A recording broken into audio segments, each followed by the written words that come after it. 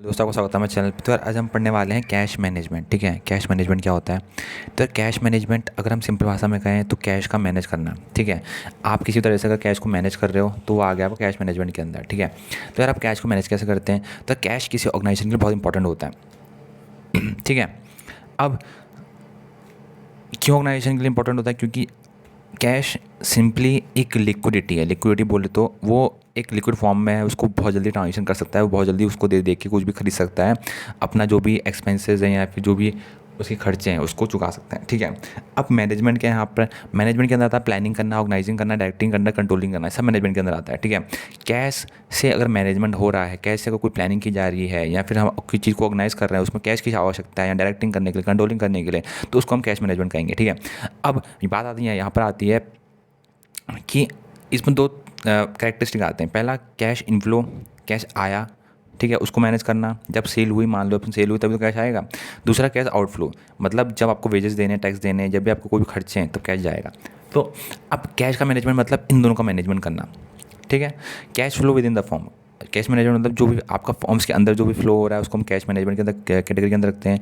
Cash balance held by firm at a point of time by financing deficit और investing surplus cash. ठीक है, अब ये क्या चीज़ होती है, इसका मतलब होता है कि मान लीजिए आपका जो कैश है, ठीक है, वो डिफिशिट है, मतलब कम है।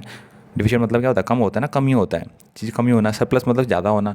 तो अगर फाइनेंशियल डिफिशिट है, अगर अभी बैलेंस कम है तो आप बोरो करोगे, अगर सरप्लस है तो आप इन्वेस्ट करोगे। ठीक है, तो इस तरीके से आप कैश का मैनेजमेंट करते हो ताकि ना आपके ज़्यादा जो कॉर्पस है वो इकट्ठा हो, जो भी आपका अमाउंट है ज़्यादा इकट्ठा हो, ना आपके पास इतना कम हो जाए। ठीक है, ताकि एक बैलेंस में रहे, ताकि आप प्रॉफिट भी कमाते रहो और लॉस भी ना हो। ठीक है, अब आता है हमारा कैश मैनेजमेंट साइकिल। ठीक है, तो यार ये क्या होता है इसको देख लेते हैं। पहले एक पॉइंट और था। हाँ, this is the most important current asset. ठीक है, अब क्या होता है कि सबसे इंपॉर्टेंट जो कैश मैनेजमेंट होता है सबसे इंपॉर्टेंट करंट एसेट होता है, because cash is important than any other current asset. ठीक है, क्योंकि कैश सबसे ज़्यादा इंपॉर्टेंट होते हैं कोई भी जो बाकी एसेट्स होते हैं, क्योंकि यार वो हमेशा चाहिए होता है। आपके जो फॉर्म के ऑब्लिगेशंस हैं, फॉर एग्जांपल के लिए आपके फॉर्म्स ने क्या रखा है कि यार उसने टारगेट रख रखा है कि मुझे इतने इतने जो भी क्या कहते हैं, मुझे जो मेरे इन्वेस्टर्स हैं उनके इतने पैसे देने हैं, ये देना है, वो देना है, वो काम करना है। अगर वो ऑब्लिगेशन मीट नहीं कर पाता है, क्यों नहीं कर पाता है, क्योंकि उसका कैश नहीं है, तो हम कहेंगे कि उसका करंट एसेट नहीं है, तो हम कहेंगे कि वो कंपनी अच्छी नहीं है। समझ में आ रहा है। तो कैश मैनेजमेंट बहुत इंपॉर्टेंट हो जाता है फॉर्म के ऑब्लिगेशन के लिए और फॉर्म के रेपुटेशन के लिए भी, कि फॉर्म कैसा है कैसा नहीं है। ठीक है, तो सब कुछ से कनेक्टेड है कैश मैनेजमेंट। ठीक है, ऐसा हम बिल्कुल नहीं कह सकते जो कैश मैनेजमेंट है बिल्कुल अलग है, जो ऑप्टिमम कैश बैलेंस है, सब एक दूसरे का कनेक्टेड टॉपिक्स हैं। ठीक है, अगर आप एक को समझते हो तो दूसरा आपको अपने आप समझ में आ जाएगा। ठीक है, तो यार अब देखते हैं हम अपना कैश मैनेजमेंट साइकिल। तो यार साइकिल क्या है ज़रा देखते हैं। तो यार होता क्या है, देखो यहाँ पर बिज़नेस ऑपरेशन हुआ यहाँ से। ठीक है, जो भी हमें बिज़नेस ऑपरेशन थे हमने जो किए, लेना देना सेल्स। ठीक है, अब वो आया आपका इंफॉर्मेशन कंट्रोल बॉक्स के अंदर। वहाँ से वो गया सीधा आपका दो चीज़ों बढ़ गया। पहला कैश कलेक्शन, सेल्स हुई, मतलब सेल्स हुई है, कुछ ना कुछ अच्छा हुआ है। ठीक है, फिर दूसरा आप कैश पेमेंट, आपको पे करना है, वेजेस करने हैं, सेल्स करने हैं, टैक्स करने हैं, डिविडेंड करने हैं। अब अगर डिफिसिट है, अगर मान लो कैश की डिफिसिट है, कमी है, ठीक है, तो आप बोरो करोगे, जैसे कि हमने पीछे पर पढ़ा था अभी। अगर कैश सरप्लस में आ रहा है तो आपको उसको इन्वेस्ट करना है। ठीक है, तो ये सब कहीं ना कहीं कनेक्टेड है एक दूसरे के साथ। ठीक है, अब कैश मैनेजमेंट साइकिल में कुछ इंपॉर्टेंट जो बात हमें देखनी है, जो कैश मैनेजमेंट के अंदर जो चीज़ हमें देखनी है वो क्या है। तो यार वो देखते हैं। ये बोलता है कि कैश का जो साइकिल है, ठीक है, वो कम से, मतलब ये नोट है, ठीक है, आपको जरूर ये आपको याद रखना है। वो ये बोलता है कि कैश मैनेजमेंट साइकिल को कम से कम खर्चे में काम पूरे करने हैं। मतलब आपको अपने जो ये सरप्लस है उसको इन्वेस्ट भी कम से कम खर्चे में करना है, चाहे आपको वहाँ बोरो करना है उसको भी कम से कम खर्चे में करना है। तो आपको ये दोनों चीज़ कम से कम खर्चे में करना है। ठीक है, पूरे होनी चाहिए। और लिक्विडिटी और कंट्रोल बना रहे, मतलब पैसा भी बना रहे, ताकि आप पैसा भी बना रहे, ये भी नहीं कि ज़्यादा इन्वेस्ट कर दिया, ज़्यादा कम इन्वेस्ट किया, और कंट्रोल बना रहे फॉर्म में। ठीक है, तो ये मेन चीज़ है। अब आता है कि चार जो एस्पेक्ट्स हैं कैश मैनेजमेंट के वो क्या हैं। ठीक है, तो पहला कैश प्लानिंग। कैश प्लानिंग क्या है, इसके लिए कैश बजट बनाए जाते हैं। कैश प्लानिंग में क्या होता है कि बजट बनते हैं। ठीक है, कैश का कितना इनफ्लो हुआ, कितना आया और कितना आउटफ्लो होगा, ठीक है, वो कैश प्लानिंग के अंदर आता है, ताकि पता चले कि कैश फ्यूचर में सरप्लस होगा या डिफिसिट होगा। ये कैश प्लानिंग से पता चलता है।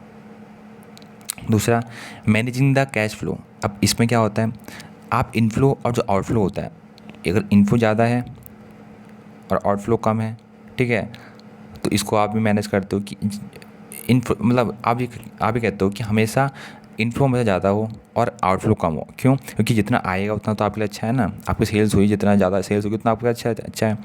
तो ये आप ध्यान में रखते हो, ठीक है। तीसरा आता है आपको ऑप्टिमम कैश लेवल। तो यार आप ये कभी नहीं चाहोगे कि आपका जो कैश लेवल है वो कम हो जाए या बहुत ज़्यादा हो जाए। अगर बहुत ज़्यादा हो रहा है इसका मतलब कहीं ना कहीं कि आप चीज़ें बेच नहीं रहे हो या फिर आपको प्रॉफिट नहीं हो रहा, आप इन्वेस्ट नहीं कर रहे हो, ठीक है। और अगर बहुत कम हो रहा है, ठीक है, अगर बहुत कमी है कैश की, तो उसका मतलब कि आपने बहुत ज़्यादा लगा दिया है। अगर कल के दिन कुछ दिक्कत आती है तो वहाँ पर आपकी नहीं है तो डूब जाएगी। तो आपको बैलेंस करके रखना है दोनों चीज़ों को। ये आता है आपका ऑप्टिमम कैश लेवल, ठीक है। ये तीसरा पॉइंट हो गया। चौथा हो गया इन्वेस्टिंग सरप्लस कैश। अगर आपके पास कुछ सरप्लस में अमाउंट में है तो शॉर्ट टर्म में उसको इन्वेस्ट कर दो। अब शॉर्ट टर्म में क्या क्या क्या चीज़ होती हैं, जैसे कि स्पॉन्टेनियस सोर्सेज होते हैं। स्पॉन्टेनियस सोर्सेज क्या होते हैं? फॉर एग्जांपल के लिए जो भी एक्वायर्ड एक्सपेंसेस होते हैं, ठीक है, या फिर जो डेफर्ड इनकम होती है, ठीक है, उसमें इन्वेस्ट कर दो। या फिर और मतलब आपको जो बॉन्ड्स हैं उनमें इन्वेस्ट कर दो, या फिर कमर्शियल पेपर्स में इन्वेस्ट कर दो। कोई भी शॉर्ट टर्म्स में, शॉर्ट टर्म्स मतलब जो साल भर के अंदर आपको रिटर्न दे दें। फॉर एग्जांपल ट्रेड क्रेडिट में कर दो, ठीक है। तो किस चीज़ में भी जो बैंक का जो क्रेडिट होता है, ओवरड्राफ्ट हो गया, लोन हो गया, ठीक है, उसमें इन्वेस्ट कर दो ताकि आपको फ़ायदा हो जाए, ठीक है। इस तरीके से हमारा चलता है ये, ठीक है।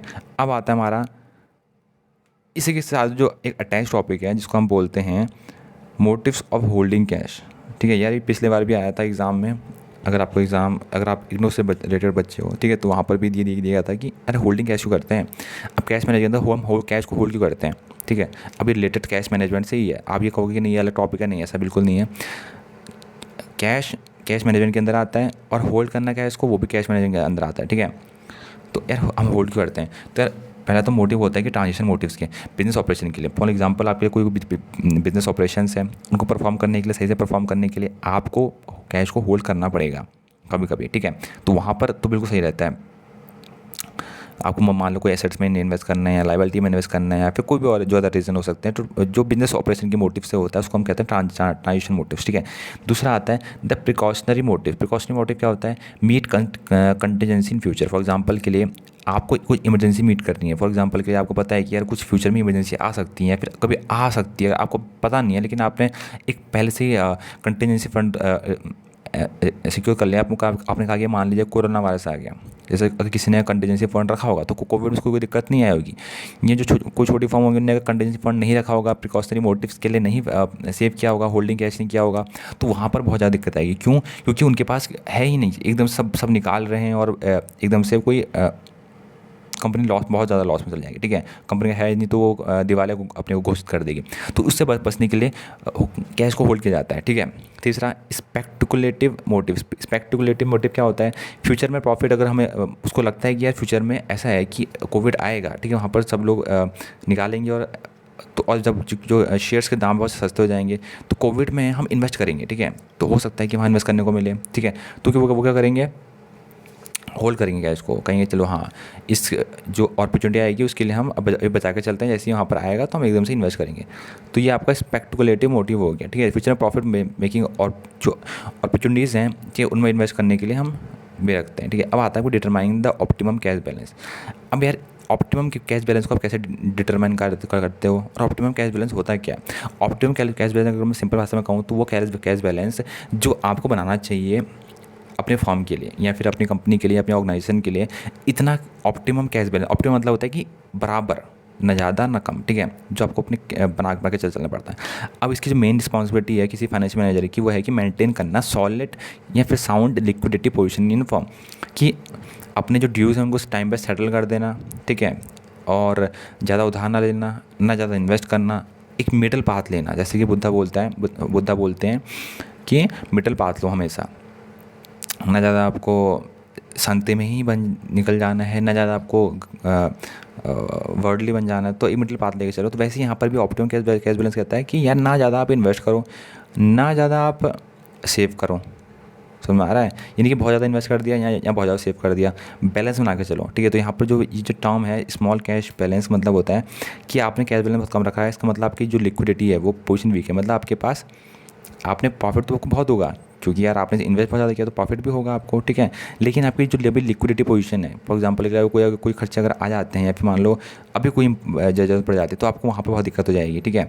दूसरा, आपकी हाई कैश बैलेंस, आपके सब कैश तो बहुत ज़्यादा है अभी, लेकिन आपकी स्ट्रॉन्ग पोजीशन होगी, इस पोजीशन से स्ट्रॉन्ग होगी, मतलब मान लीजिए कोई अगर खतरा आ गया, कोविड आ गया तो आपको कोई दिक्कत नहीं होगी। लेकिन यार आपको लॉन्ग टर्म में प्रॉफिट बहुत कम होगा, ठीक है, क्योंकि आपने इन्वेस्ट किया नहीं उसको, आपने उसको सेव कर लिया। तो ये आपका हाई कैश बैलेंस और स्मॉल कैश बैलेंस आ गया, ठीक है। अब आता है आपको ऑप्टिमम कैश बैलेंस कि एक चार्ट देखते हैं जो इस्तेमाल होता है और जो क्वेश्चन एग्जाम में भी आता है, ठीक है। एक आता है आपका अंडर सर्टेनिटी और दूसरा आता है अंडर अनसर्टेनिटी। जो सर्टेनिटी आता है उसमें कि वो बोलता है अगर कैश फ्लो सर्टेन, अगर पता है कि कैश फ्लो आएगा ही आएगा, तो हम बोलते हैं कि ये द बमॉल्स मॉडल के द्वारा हम सॉल्व करेंगे, ठीक है। और अंडर अनसर्टेनिटी आपको पता नहीं है कि क्या होगा क्या नहीं होगा, ठीक है, तो मिलर ऑर्क मॉडल का इस्तेमाल करते हैं, ठीक है। ठीक है, तो यार अब यहाँ मिलर ऑर्क मॉडल क्या बोलता है, वो यार ये बोलता है, ठीक है, तो मिलर ऑर्क मॉडल हम नहीं करेंगे, हम करेंगे द बमॉल्स मॉडल, ठीक है। तो ये क्या बोलता है, ये बोलता है कि ऑप्टिमम कैश बैलेंस क्या होता है, वो बोलता है कि यार जितना आपने होल्डिंग कैश किया, जितना आपने अपने पास रखा है, ठीक है, पकड़ के बैठे हो आप, और जो आपका ट्रांजेक्शन कैश कॉस्ट है, आपकी जो ट्रांजेक्शन कॉस्ट है, जो आपको डे टू डे ट्रांजेक्शन जो कॉस्ट लगेगी आपकी, वो टोटल कॉस्ट के बराबर होनी चाहिए, मतलब वो टोटल कॉस्ट मिनिमम होनी चाहिए, आपने जितना भी होल्ड करके रखा है और जितना आपकी ट्रांजेक्शन कॉस्ट है वो मिनिमम होनी चाहिए। जिस पॉइंट पे मिनिमम है उसी को ऑप्टिमम कैश बैलेंस कहते हैं कि आपको ज़्यादा पकड़ के नहीं बैठना है, ठीक है, और आपकी जितना ट्रांजेक्शन है वो भी मिनिमम होनी चाहिए, मतलब ये दोनों की कॉस्ट मिनिमम होनी चाहिए, दोनों जब प्लस करोगे तो ये बहुत ज़्यादा नहीं आनी चाहिए इनकी वैल्यू। ट्रांजेक्शन कॉस्ट मतलब क्या होती है कि जो आपने खर्चे किए, बहुत ज़्यादा खर्चे किए। होल्डिंग कैश क्या होता है, जो आपने बचा के रखे, आपने जो बचा के रखा, आपने जो खर्चा किया वो दोनों ही कम होना चाहिए, मिनिमम होना चाहिए, ठीक है। ये बोलता है आपका द बमॉल्स मॉडल, ठीक है। अब वो क्या है वो देख लेते हैं। ये देखो, ये जो डायग्राम है इसमें बहुत ऐसे आप समझ सकते हो, मैं आपको समझाता हूँ। यहाँ पर देखिए तो यार हो क्या रहा है एक बार देखते हैं, ठीक है। इसको यहाँ करते हैं साइड में नीचे को, ठीक है। तो ये देखिए यार, अब जो ये लाइन जा रही है ये वाली, ये क्या है, ये ट्रेडिंग कॉस्ट है, ये आपने जो ट्रेड किया उसकी कॉस्ट आ गई, ये आपने जो होल्ड किया उसकी कॉस्ट आ गई, ये आपका total cost of holding cash, जितना आपने होल्डिंग कैश किया उसकी टोटल कॉस्ट आ गई। अब वो कहता है कि यार ये टोटल मिनिमम, तो यार ये कहता है कि जो तीनों जहाँ पर मिलेंगे, ये तीनों जहाँ पर मिलेंगे उसी को हम कहेंगे क्या, बमॉल्स मॉडल। इसे हम क्या कहेंगे, टोटल मिनिमम कॉस्ट कहेंगे, जहाँ पर तीनों मिल जाएंगे। तो यही चीज़ें बोलता है, ये कहता है कि यार ये तीनों मिलनी चाहिए और यही ऑप्टिमम कैश बैलेंस होना चाहिए, जहाँ पे तीनों मिलेंगे ये ऑप्टिमम कैश बैलेंस है। अब होल्डिंग कॉस्ट जिसमें यहाँ पर लिखा है कैश बैलेंस को जो होल्ड करने पर जो खर्चा आता है, ट्रांजेक्शन कॉस्ट, मार्केटेबल सिक्योरिटी को जो कैश में कन्वर्ट करते खर्चा आता है, वो सब मिला के यहाँ बैलेंस आना चाहिए लास्ट में आपका, तभी आप कह सकते हैं कि आपकी अच्छी ऑप्टिमम कैश बैलेंस है, तभी हम कह सकते हैं, ठीक है। तो यार आज के लिए इतना ही। अगर आपको वीडियो पसंद आई तो आप लाइक कीजिए, सब्सक्राइब कीजिए, और धन्यवाद आपका। और यार ऐसी बहुत सारी प्लेलिस्ट मिल जाएंगी, ठीक है। MCA न्यूज़ से रिलेटेड हमने बहुत सारी प्लेलिस्ट बना रखी हैं, आपको AI, आपको ML, आपको क्लाउड कंप्यूटिंग, आपको सारे MCA जो न्यू वाला है उसका आपको सेमेस्टर फर्स्ट का, सेमेस्टर सेकंड का, सेमेस्टर थर्ड का, सेमेस्टर फोर्थ का भी आपको सारा प्लेलिस्ट में मिल जाएगा। जाइए और चेकआउट कीजिए, क्योंकि यार बहुत दिक्कत आती है, क्योंकि मैं भी इग्नोर से पढ़ रहा हूँ, ठीक है, और बहुत ज़्यादा दिक्कत आती है क्योंकि आप कुछ सोर्सेज नहीं मिलते हैं, बुक्स मिलती नहीं है, ठीक है, और टीचर पढ़ाने वाला है नहीं। तो यार ये वीडियो बहुत ज़्यादा हेल्प करेगी। तब तक के लिए धन्यवाद एंड टाटा, बाय बाय।